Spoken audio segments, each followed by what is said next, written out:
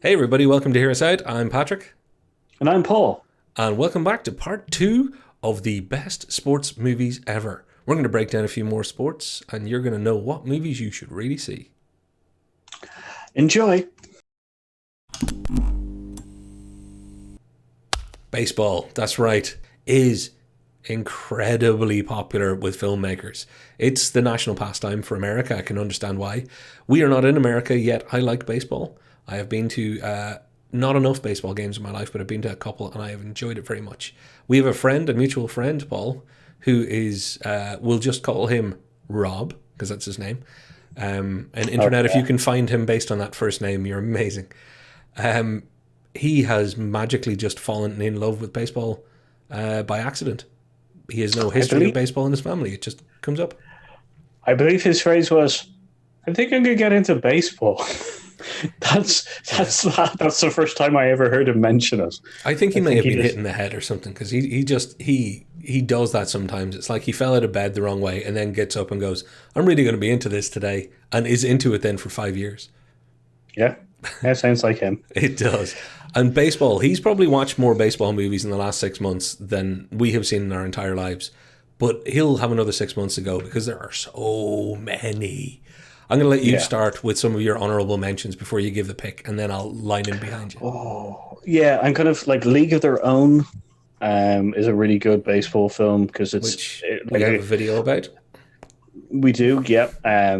Filmed a space on it. It's the woman's. It's the I can't remember the acronym because they also like the acronym, but it's essentially the pro woman or women's pro league baseball league. It's essentially set up during the war when large amounts of the young men were off fighting the war, and they wanted to continue on the pastime of America. So, like as I said, everything in the video, prior, but that's a really good one. Yeah, good call. Like. I could do Angels in the Outfield. That's also really good. Oh yeah, that's one that I know of, but I haven't seen in so long that you're gonna have to give me the 10 seconds on it. It's essentially that a kid really likes his team, his like local team, and essentially I think he makes a wish or something, and then Christopher Lloyd, Doc Brown. Oh, I think it is. Yeah, it is Chris Lloyd. He appears as one of the angels, and he's like.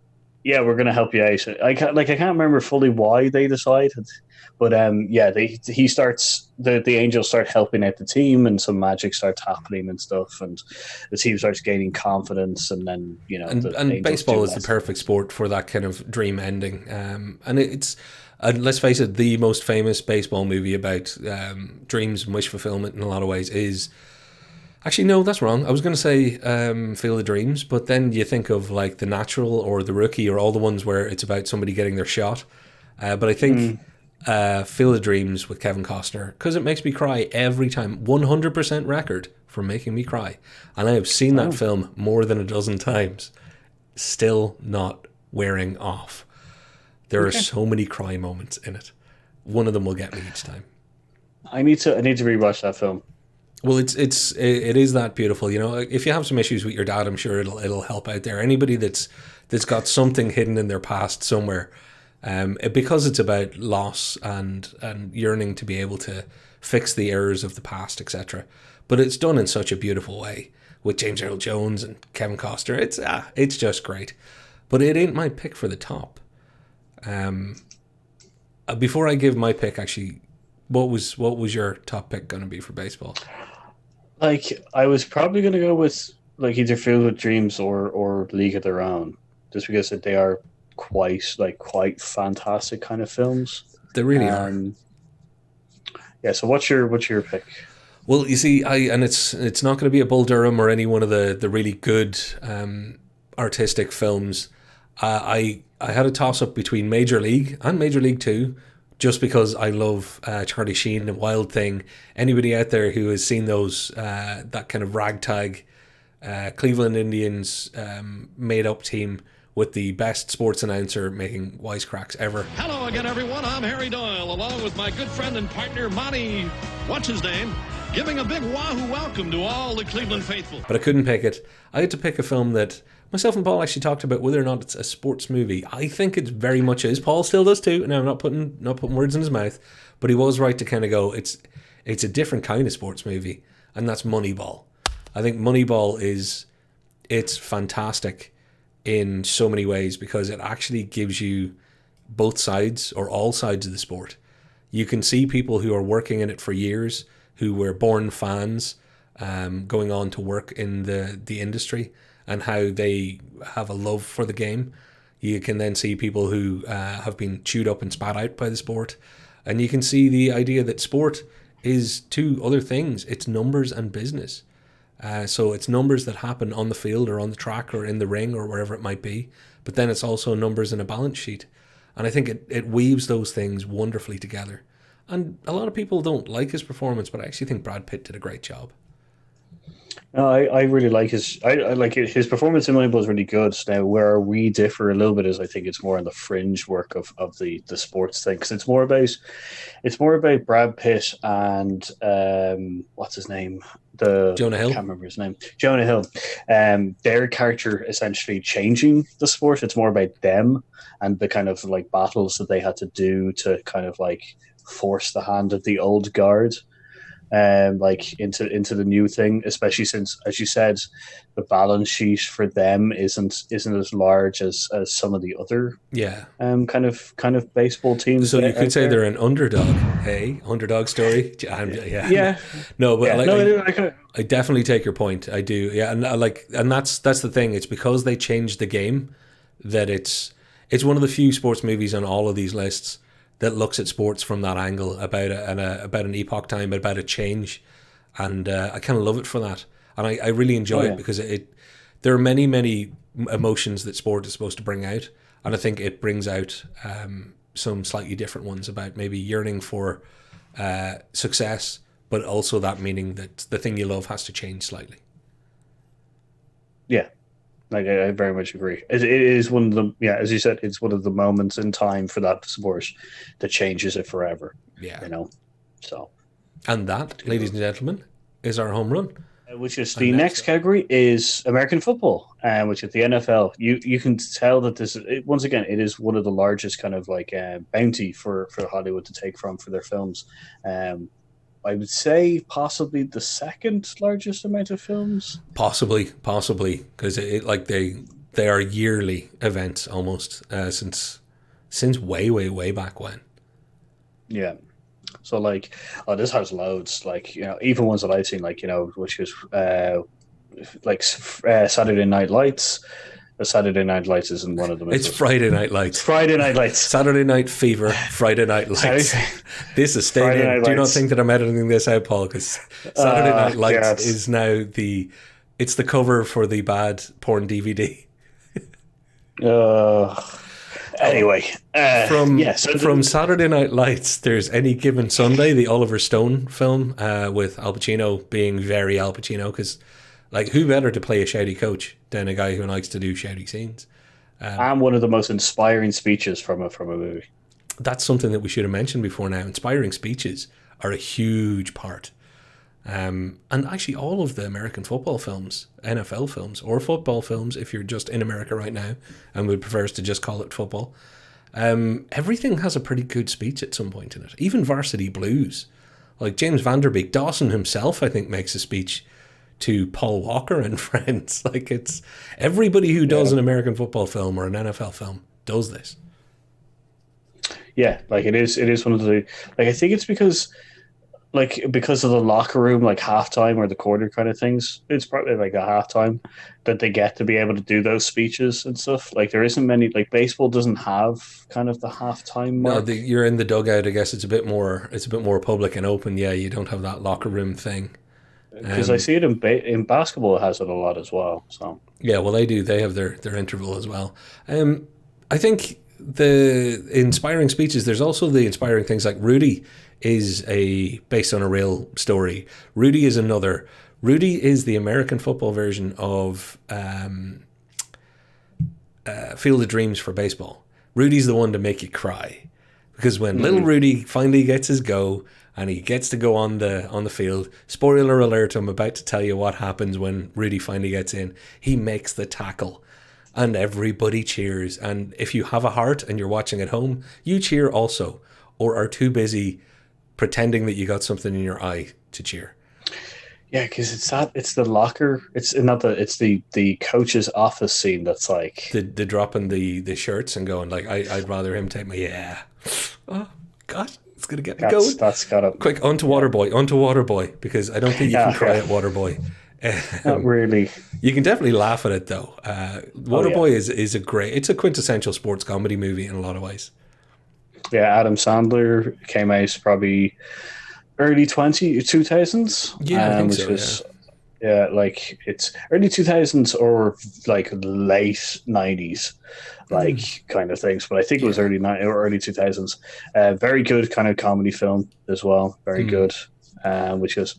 Well, I think this category or this sport has one of the best films in this whole list, and I think it might be your pick for top, because I'm not picking it for top, and it is kind of hard. So am I right? Tell me what you're picking, and I'll give it a yay or an A. Yeah, it is. It is Blindside. Yeah, Thought so. It is a fantastic film. Like it's framed around football, not like but it's a story about a player who it becomes actually like it's based on a real story. Now I'd say loosely based, like kind of thing, as many of these kind of things are. But like I think it's. I can't remember the name of the player. If you do, shout it in the comments down below. Yeah. But it is a fantastic film. It's like a glorious film, just about not adversity, but kind of like football being the place in which drags you out of like a bad place. Yeah, I think Sandra Bullock deserved every bit of credit she got as well. She was brilliant. Yeah, I think she won an Oscar for it. I think she did, or yeah. At least, yeah. No, I think she did. But when you consider that sport can be about family and about that family on a field, or community, or how community rallies around sport, I think Blindside does a great job of showing somebody with a huge heart, like the character that Sandra Bullock played, or the person that she portrayed, just being the epitome of that kind of great essence of what all this really is about. Mm-hmm. It's awesome. Actually, why didn't I pick that? Because what I picked is much more dark now. This film appears 3 times in sports lists. It's The Longest Yard, and I'm not going for the Adam Sandler version, because the Adam Sandler version is fun and charming. The original Burt Reynolds version is still fun, very funny, but actually is quite hefty and dark in places. It has all the same story points and storylines. So if you've only ever seen the Adam Sandler one, you're thinking, well, how can they make that so dark? It's just that little bit grittier and kind of a little bit more rough and raw. Obviously, it was playing on some stereotypes of the time that you wouldn't even play as hard with by the time Adam Sandler was making it.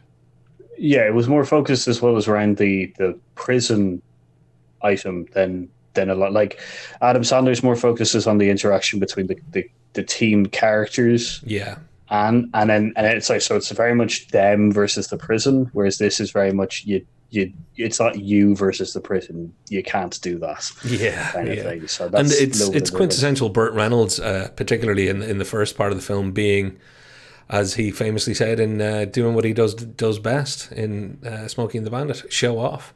And it's a perfect mustachioed Burt Reynolds showing off, and then going into it's an interestingly gritty prison sport film. But actually, the remake's not bad either. I'll give Adam Sandler credit. It's not bad. It still has its moments that are very, very good. Like it's got Terry Crews in it, so and Burt Reynolds, so and Burt came back as the elder statesman, and of course Chris Rock.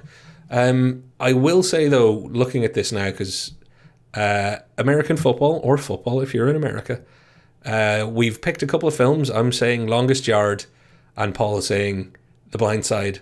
If you're only going to make time to watch one of those films, please watch The Blind Side. Even if we weren't talking about sports movies, I'd probably be saying please watch Blindside. Yeah, it's a feel-good movie that's very good. You should watch it.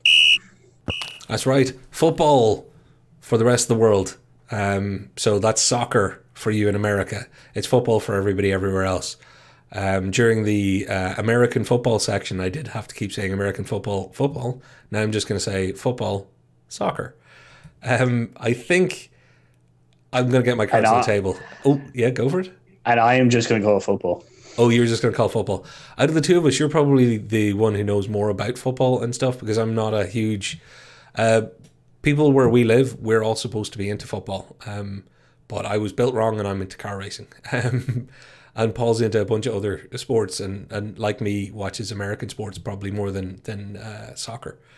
So we're maybe not the best advocates for this, but some of the movies have been quite good. So we have watched plenty of movies about the sport. Yeah, there's quite a few, films, and there's also quite a couple of kids' films as well. Like I said, the Big Little Giants and stuff. I can't remember the name of it, but there is one simply about the football team, small kids ones. But there's quite a few kind of Bend It Like Beckham, which both of us haven't seen, but came out. I really should get round to it because I hear it's worth it. Yeah, I heard that it's quite good. It's about a female player who kind of takes it by storm. Yeah. So that was what's her name's big break. What's her name's not a great way to try and remember her name, but it will come back to me in about 10 minutes when we're not talking about this. She's in Pirates of the Caribbean. She body or face doubled for Natalie Portman, I think, in one of the Star Wars. Her name is Keira Knightley. There you go. Thank you. Thank you so much. Keira Knightley's in that film? I think Keira Knightley might be the star. Or else I am way wrong.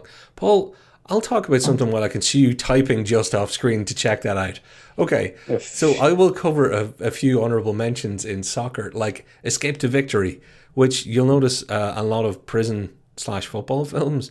Well, Escape to Victory is about... you know what? If you've seen it, you know. If you haven't, see it. It's about prisoners of war escaping by playing soccer. And Sylvester Stallone is a goalkeeper who does amazing things for a guy who was cast because they needed an American lead with a bunch of other people. And Pele is in it. And some other famous, I think Ozzy Ardiles and some other famous soccer players. There's also Mean Machine, which we've talked about The Longest Yard when we did our American football segment. Mean Machine is the English version of The Longest Yard. So it's a film with Vinnie Jones, who was a professional footballer / actor in England, where they basically retell the same prison story, except instead of having American football as the sport they play against the guards, it's soccer. So, yeah. Did you look it up? So it's two characters, both of them. It's Keira Knightley and which was Parminder. Okay, but Keira Knightley's in it, so okay. I'm grand. I was really worried you were going to come back and go, no, there's not even somebody who's remotely like her in it. There's one I want to throw in here because we should have mentioned it in baseball, and that's Fever Pitch, which is Fever Pitch in the 80s. It's based on a Nick Hornby book, so it's that kind of traditional guy meets girl love story style thing. It's about a PE teacher who's obsessed with a football team, and he meets a woman who has no interest in football, and hilarity ensues, and of course they fall in love. And, does he love her or the sport more? Yada, yada, yada. If you haven't seen it, you probably still have seen it with Drew Barrymore and Jimmy Fallon about 20 years later when they made Fever Pitch. Again, just didn't bother changing the name of it. They just changed the sport, where Jimmy Fallon was a huge Red Sox fan, I think. So little play on words. Fever Pitch started off as being about the soccer pitch, and then Fever Pitch was about a fever baseball pitch. So talk about writing your titles for multiple sports way in advance. Good job. Yeah, it's a good name for multiple sports, as you said.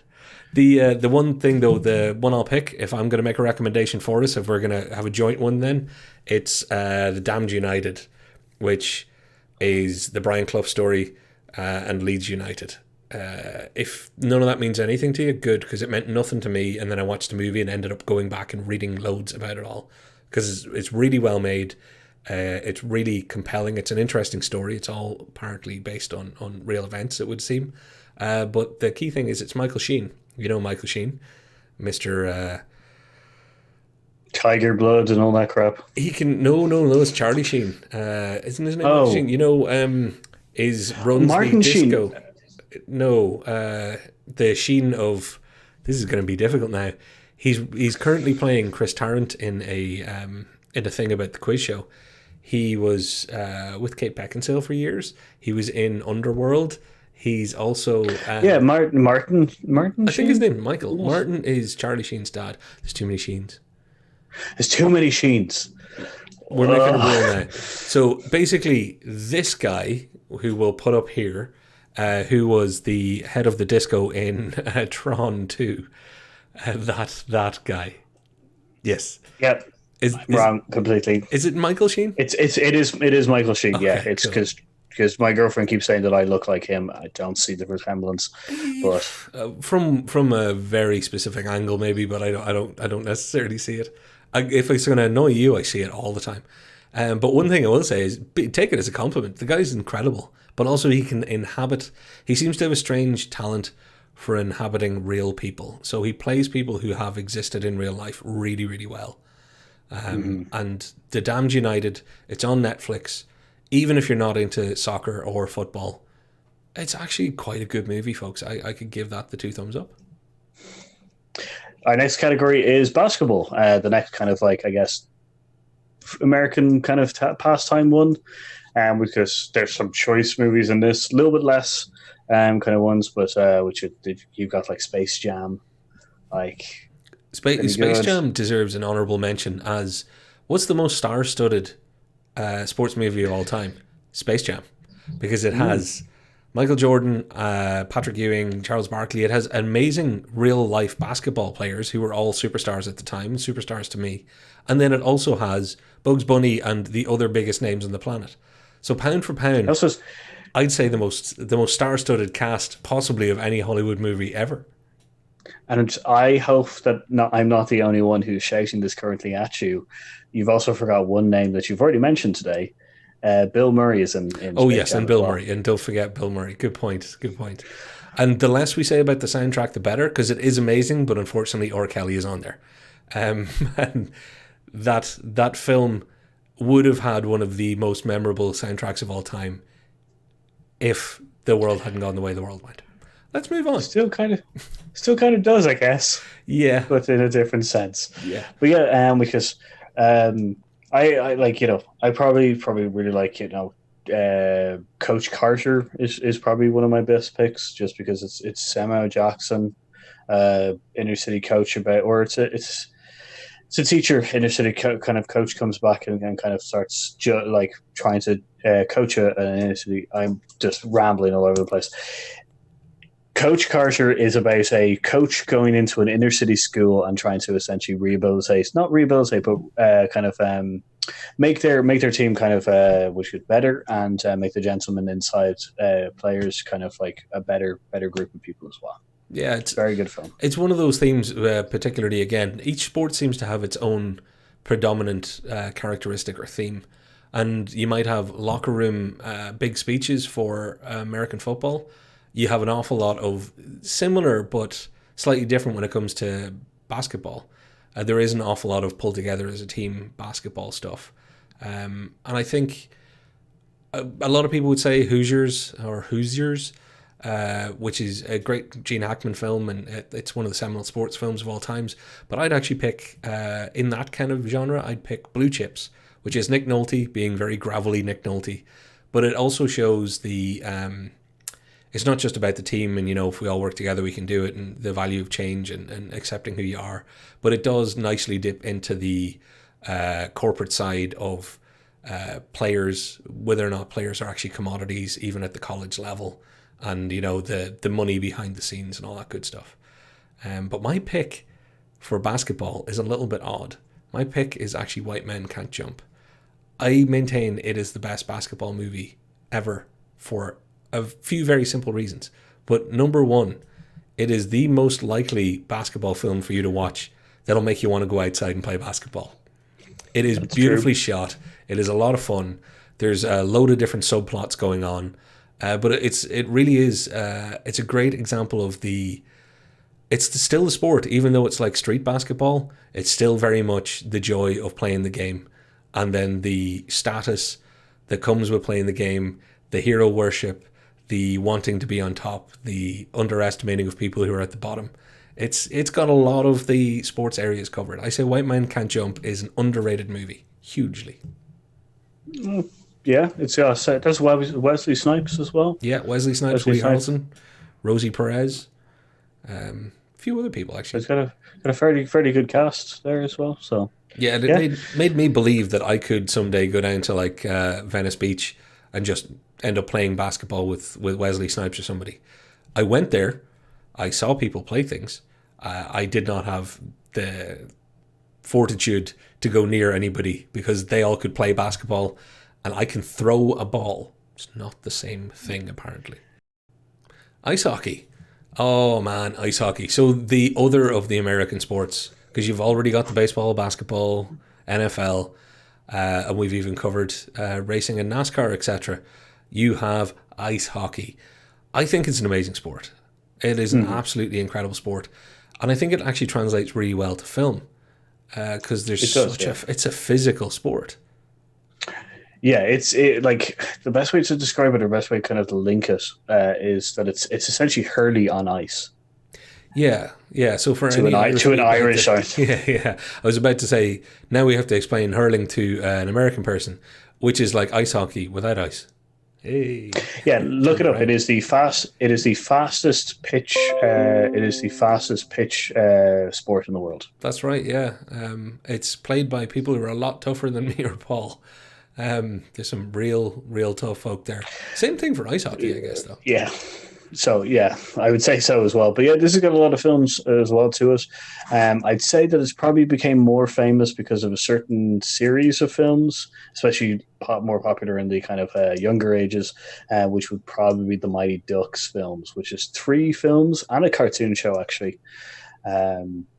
Yeah, I've been going to. If you've got Disney Plus, you can watch the Mighty Ducks cartoon as well as the Mighty Ducks films up there. I'm gonna out Paul. Are you a Mighty Ducks fan? I think you might be. I am an Anaheim Ducks fan. Yes, I am. I actually follow this sport, which was the Stanley Cup was. It was a sad time when it got cancelled for this year, but completely understandable. And I have a rivalry with a friend, which is she likes the Penguins. Uh-huh. I do have. Oh, I should go and get my Boston Bruins hat and just start repping to annoy you. Very nice. Yeah. Well, I will say, ice hockey, amazing sport. Stanley Cup, an amazing tournament. The most ridiculous base of any cup ever now, because it has so many layers it looks like a wedding cake. It's kind of funny. But yeah, so like when you talk about the Mighty Ducks, that is probably for, as you say, for the younger generation, the more famous ice hockey films. But if you talk to ice hockey fans, so people who are prepping for the Stanley Cup and they're going to watch a movie, they're probably going to watch Paul Newman and Slapshot. Because for real hardcore hockey fans, that's the one that seems to represent them best. I actually think it's a really good movie too. I really, really like it. But the ice hockey movie that captured my heart, and it isn't The Miracle or any of those ones that relate to real life stories, it's Goon. Sean William Scott, Stifler himself, and this is on Netflix, folks, so you can watch it there. Goon and Goon 2, Last of the Enforcers. It is more heartfelt and has more kind of passion in it than any small movie ever deserves. Sean William Scott plays this thing like a large puppy in such an adorable way that you're on his side from the start. I've never rooted so much for a main character of a movie in my entire life. He's honourable, he's lovely, he's underestimated, and it made me a Sean William Scott fan all over again. Wow. Actually, funny enough, The Goon is the only one out of the list that I haven't watched. Oh, you should check it out. Well, it's up on Netflix, so I'll probably watch it now. Yeah, and Liev Schreiber, who played Sabretooth in Wolverine, for anybody out there who doesn't recognize him, he's awesome in it as well. And he plays somebody with a bit of Irish ancestry, and he does it nicely. Yeah. Well, let's watch it. Which is, so my pick for this one anyway would probably be Slapshot. It's a great show. It's a great movie. As you said, it's a little bit more on the kind of like serious, more kind of sides to things. Like my secondary picks would be the Mighty Ducks films. Cause I was sure you were going to go for like Mighty Ducks, or maybe even Mighty Ducks 2. I don't know how. Is this one of the times when the sequel's better than the original? Oh no. They're all great in their own different ways. Like the first one's good because it's like a small league kids game, like with they're all coming together. You love all But your like children equally. I can hear it now. It's like yeah, I don't want to pick. I don't, because the only time that it gets really sucky is like when they turn it to Team USA, and it takes ages for them to go. Oh, this supposed to be the Team US or the USA Ducks, and you're just like, it was always the Ducks. It was always the Ducks. Stick with the duck. Stay on brand, people. So for ice hockey, which is the other side of the coin from ice skating, these films seem to be predominantly aimed towards men who want to see fighting on ice. But I can recommend Goon. Paul recommends Slapshot, and I think we can both recommend Mighty Ducks. Yeah, no, definitely. So wrestling's our next category, and which is, to my knowledge, doesn't have an overabundant amount of movies, but essentially the movies have their subject matter, which is really nice. They're very well done in a certain way, which goes. So there's one thing that you can link up above, or we're going to link up above. There are a lot of wrestlers in real life who've gone on to be movie stars. It's a bit of a trend. So we did a little video about it, which should be annotated above our heads right now. It is. So go for it. Yeah. So I think there's two main movies that we got to cover for this. So. There's one, The Wrestler, which has got not The Wrestler. What's the one with? So we're talking about kind of the World's Wrestling Federation a little bit more. Wrestling in general, yeah. There's also, what's that one with has Channing Tatum? Is it Channing Tatum? Oh, Foxcatcher. Yeah. So we mentioned that before as well. That's collegiate wrestling. We did actually mention that before, which we can annotate in our actors who committed. Yeah. I can't remember what that video was called. I think it's actors who get injured. That's it. Actors who get injured. Up you go. Nice. We're getting really good at pointing to our annotations. Yeah. Just watch all of our stuff. Yeah, just start at the start and end at the end. You'll love everything in between. The wrestler, though, that you mentioned, so there's Foxcatcher, which is Steve Carell and Channing Tatum. But then there's The Wrestler with Mickey Rourke and Marissa Tomei. Stunning film. It's a stunning film, and it's one of the great sports movies to show the down and out side of things, the real rise and fall. The reality behind trying to climb a ladder or trying to even just keep never mind your passion for a sport alive, but keep making a livelihood out of choosing sport as your profession. It's sad, it's gritty. Mickey Rourke is on a hot streak of doing great movie followed by bad movie followed by great movie. This is one of his great movies. Yeah, it's a powerful piece in the sense of kind of gives you a little bit more light into that world. The other film we're going to talk about also does that as well in a different way, but I guess it would be like, would it be on the length of Rocky IV? Like it is more of a kind of like documentary piece. Yeah, it's like, definitely it's sad in its kind of its overall tone. It's definitely got a darker shade to it than even any of the Rockies at their darkest. But there's a gritty level to it, but it's not without its usual sports movie uplifting moments and people coming good. But it is, and funny you should mention the other film that we're about to. Actually, you know what? What is the other film that we're about to mention? It's Fighting with My Family. A personal favorite. Favorite. I came out of the cinema and I think I sent my first ever tweet because I was just like, people have to know about this film. You have to see this film. It's incredible. It's just great. I didn't know that I had turned on notifications for you until you tweeted that. There you go. Because so I think I'd only sent one tweet before that maybe, and it was a test.